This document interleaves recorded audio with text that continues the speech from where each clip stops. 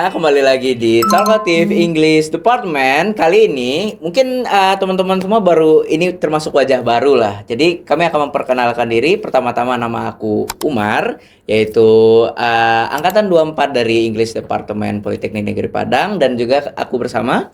Halo semuanya, kenalin aku Intan, angkatan 25. Nah, teman-teman semua, teman-teman pernah pada kali ini teman-teman udah pernah ngerasa nggak kayak kita ngerasa insecure atau nggak terlalu percaya diri kalau misalnya ingin berbicara bahasa Inggris gitu sama lingkungan sosial teman-teman semua, kayak ya mungkin takut dijudge atau apapun gitu. Intan pernah nggak ngerasa kayak Iya, gitu? aku pernah banget. Jadi waktu itu aku coba ngomong bahasa Inggris karena aku baru mempelajari beberapa kosakata. Nah, untuk ngingetnya harus dipraktekin dong. Jadi ketika aku ngomong sama temen aku bilang, apa sih? Kamu ngomong apa sih? This is Indonesian, not English, kayak gitu.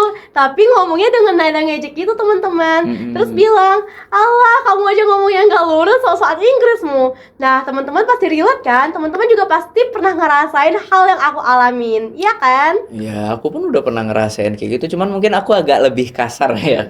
Oh Karena iya. ya sampai dikata-katain disamain sama binatang kadang tuh. Waduh, parah Ya banget tahu sih itu. sendiri lah kalau misalnya orang apa kan teman-teman yang ya pakai bahasa Minang, dia bilang setiap aku coba buat selip-selipin bahasa Inggris, mereka pasti selalu bilang kayak bahasa Minang sih lah kabau kayak gitu. Waduh, itu nyakitin banget sih. Ya emang nyelekit banget. Hmm.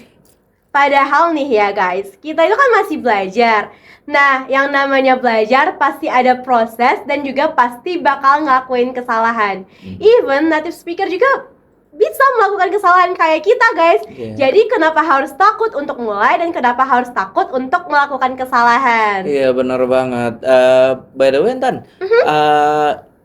dengan rasa-rasa takut yang sebesar itu, kira-kira kenapa sih kita harus berani buat belajar buat improve bahasa Inggris kita?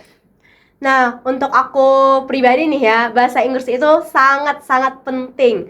Karena English is not just a language. English is a bridge to the future. Nah, ketika kalian bisa belajar bahasa Inggris, kalian bisa ngeakses banyak banget peluang karir. Nah, selain peluang karir, kalian juga bisa ngeakses relasi. Juga kalian bisa ngeakses informasi-informasi global lainnya, guys. Karena bahasa Inggris itu kan bahasa internasional. Jadi bahasa Inggris itu sangat penting banget. Sangat dikapitalkan banget ya kalau misalnya pentingnya itu.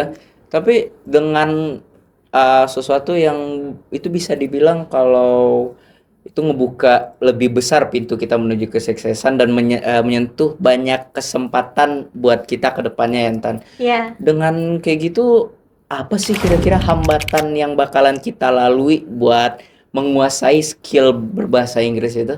Atau memiliki kepercayaan diri lah buat berbicara bahasa Inggris? Nah, jujur nih, menurut aku ada beberapa faktor yang membelakangi kenapa kita terhambat untuk belajar bahasa Inggris atau kenapa kita merasa insecure ketika kita mencoba belajar bahasa Inggris. Nah, yang pertama itu ada faktor eksternalnya, seperti lingkungan yang kurang mendukung, lingkungan yang fokus kepada kesalahan kita, ataupun pengalaman-pengalaman traumatis di masa lalu. Seperti nih, contohnya pengalaman traumatis di masa lalu, kalian pernah ngomong bahasa Inggris, terus diejek gitu, dibully, entah karena grammarnya salah ataupun pronunciation-nya salah.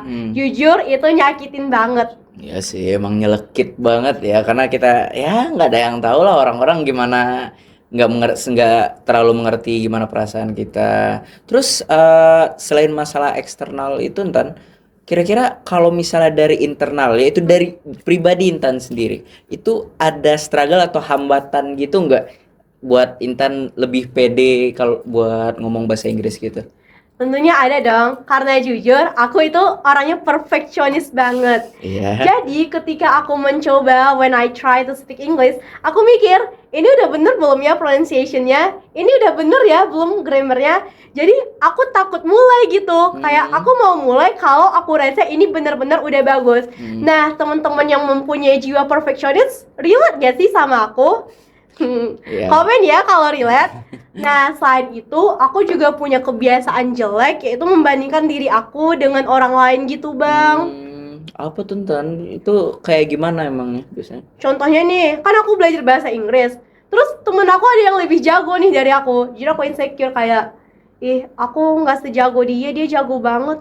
Males sih ngomong sama dia karena dia jago banget. Takut takut dibilang apalah gitu, takut Iya. dibilang sok-sokan atau gimana, terus takut dikoreksi juga grammarnya. Cuman kalau dia koreksinya dengan cara yang baik, aku bisa terima. Tapi kebanyakan orang ngekoreksinya dengan cara yang gak baik dan mungkin nyinggung perasaan Iya, kita. tetap kayak mungkin bakal ngerendahin diri kita sendiri ya. Bener. Kalau misalnya problem yang secara internal itu Sintan, aku ada kepikiran beberapa hal yang bisa jadi solusi, yaitu mindset yang mungkin bisa jadi solusi. Intan pernah denger nggak tentang stoikisme? Stoikism. Iya, Ina pernah dengar. Jadi main sextoy itu ketika kita nggak ngebiarin diri kita mendengar komentar-komentar negatif dari orang lain. Jadi kita fokusnya ke diri sendiri. Karena yang kita bisa kontrol itu adalah diri sendiri, bukan komentar dari orang lain. Bener nggak, Bang? Benar, cuman lebih detailnya ini biar aku ceritain ya. Jadi stoicism itu adalah mindset yang diciptakan oleh salah satu filsuf yang bernama Marcus Aurelius.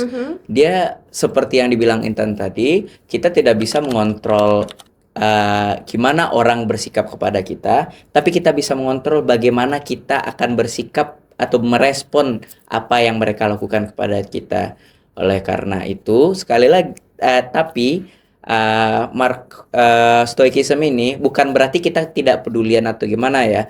Stoicism adalah pola pikir yang membuat kita jadi lebih prepare untuk menghadapi segala kegilaan dunia ini. Dan Marcus Aurelius berkata, setiap pagi maka bilanglah kepada diri kamu sendiri, kamu akan bertemu kepada orang-orang yang tidak tahu malu, orang-orang bodoh, atau orang-orang yang akan menyakiti diri kamu sendiri. Tapi jangan benci mereka, jangan salahkan mereka, karena pada dasarnya mungkin saja kamu akan melakukan hal itu juga. Oleh karena itu, yang bisa kamu kontrol tuh bukan orang lain itu, tapi gimana kamu merespon sikap seseorang kepada diri kamu sendiri. Begitu teman-teman. Nah, nggak hanya stoicism sih kalau nggak salah. Ada juga itu yang sering lewat-lewat lalu lalang juga di FYP atau Reels aku itu, yang Apa biasanya tuh? agak-agak relate sama cewek gitu, self love gitu. Gimana sih Tan? Kamu tau nggak? Oh iya, jadi singkatnya self love itu adalah ketika kalian bisa menerima dan mencintai diri kalian sendiri. Nah, kenapa self love itu penting? Karena orang yang bisa menyayangi diri kalian sendiri itu adalah ya kalian sendiri kan, Iya, Bang? benar banget. Nah, dengan self love kalian juga bisa nih ngurangi rasa insecure kalian. Karena apa? Karena kalian cinta sama diri kalian sendiri. Nah, aku punya semacam quotes atau kata-kata yang aku pegang nih buat tetap cinta sama diri sendiri. Jadi bunyinya gini, love yourself first and anything else falls into the land. Nah, yang mana ketika kita mencintai diri kita sendiri nih, semua hal-hal baik akan datang ke diri kita sendiri. Nah, selain dari kata-kata yang tadi tuh, aku juga nerapin yang namanya mindset mindfulness. Oke. Nah, mindset Apa itu? mindfulness ini dimana aku mengapresiasi ataupun aku memberikan kata-kata afirmasi positif ke diri aku. Contohnya nih, aku tiap pagi setelah bangun tidur aku bilang, aku itu pintar, aku itu cantik, aku itu berharga, aku itu worth it. Dan itu bikin aku lebih sayang ke diri aku sendiri. Begitu ya. Aku nangkapnya kayak berarti kita harus benar-benar memperhatikan diri kita sendiri ya. Bener. Berarti itu kayak mau gimana pun sampai akhir, yang kita sampai mati pun yang bakalan ada dan temani diri kita itu ya diri kita sendiri ya Intan. Iya, bener banget. Gitu. Dan juga teman-teman, dari apa yang Intan sampaikan, aku jadi kepikiran kayak mungkin teman-teman bakalan melakukan sesuatu hal yang kayak memalukan atau ngebikin teman-teman jadi nggak terlalu percaya diri lah. Tapi biarlah itu terjadi, mau gimana pun kita akan berkembang, kita akan berubah. Jadi lebih percaya dirilah dan lebih sayangilah diri sendiri. You are worth it kok. You are worth enough untuk lebih maju dan melangkah lebih maju untuk ke depannya gitu. Nah, bener banget guys. Kali ini kita juga bakalan sharing tips and trick gimana biar kalian bisa pede ngomong bahasa Inggris dan bisa bikin bahasa Inggris kalian itu jadi lebih baik. Nah, aku pribadi punya tips aku sendiri nih, tips ala Intan. Kan aku orangnya I love to listening music, kayak musik dari Mbak Taylor. Ada nggak sih fans Mbak Taylor di sini? Tolong dong komen. Ataupun fans Mbak Sabrina, itu kan lagunya pakai bahasa Inggris semua kan, Bang? Iya, tentu. Nah, jadi ketika aku dengerin lagu-lagu dari mereka, aku juga lihat subtitle atau translate-nya. Jadi ketika lagu itu diputer, tanpa sadar otak aku nge-translatein itu arti lagunya dalam bahasa Indonesia. Nah, hal yang aku lakuin tadi itu berdampak ke maksud aku ke vocabulary aku. Jadi, vocabulary aku jadi nambah karena dengerin lagu-lagu tadi itu. Gitu ya. Jadi bisa dibilang Intan nih make learning fun gitu ya. Bener, karena ketika kalian belajar dan kalian enjoy atau kalian merasa fun, itu proses belajarnya lebih mudah diterima di otak kalian dan lebih nempel gitu di otak kalian.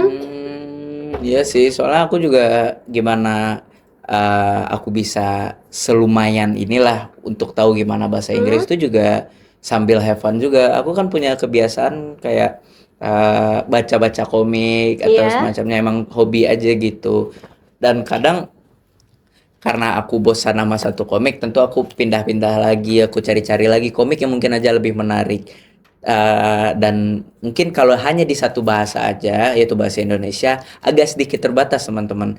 Jadi aku malah nyari-nyari ke bahasa-bahasa lain ya, khususnya ke bahasa Inggris. Dan dengan aku membaca komik di dalam bahasa Inggris, aku benar-benar dapat vocabulary lebih melimpah, lebih banyak dan lebih kompleks. Karena comics itu hal kreatif kan. Iya, dan benar. kadang mereka menggunakan kata-kata jamak atau semua perumpamaan yang ya kita sendiri itu pun bingung atau nggak tahu lah, atau jarang muncul lah kita dengar di kehidupan kita sehari-hari gitu.